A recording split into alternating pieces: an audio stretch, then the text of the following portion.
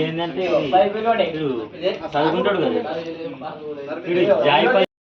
పని కదా పని పైసలు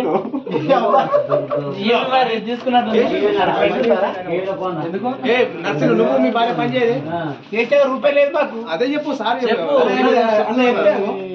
అన్న చెప్పు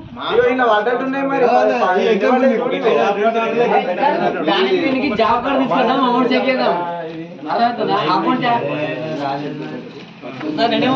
జాబ్ కార్డు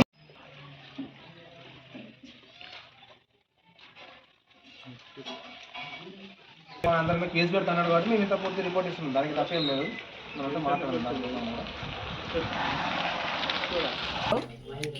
మరి స్పెషల్ ఆఫీసర్ సారు చాలా బాగా డీల్ చేశాడు. మరి దాన్ని సర్వే చేసినటువంటి మరి వాళ్ళు కూడా చాలా మంచిగా సర్వే చేసిన వాళ్ళు ఏ రూపాయట అయితే ఇచ్చారో ఆ రిపోర్ట్ను ఖచ్చితంగా పై అధికారులకు చేరవేయాలని మేము యూత్ తరఫున మేము మనవి చేస్తున్నాం.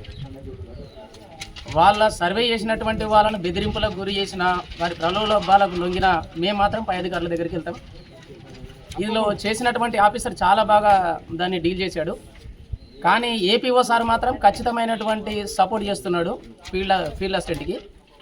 మేము చెప్పుకున్నటువంటి బాధలు ఎవరైతే బాధితులు ఉన్నారో బాధితుల మీద బనాయించి మాట్లాడడం అనేది బెదిరింపులు అనేది మరి చేస్తున్నాడు. దానికి ఆఫీసర్లు కూడా తగు చర్య తీసుకోవాలని మేము మా యొక్క గ్రామస్తుల తరఫున కోరుకుంటున్నాం.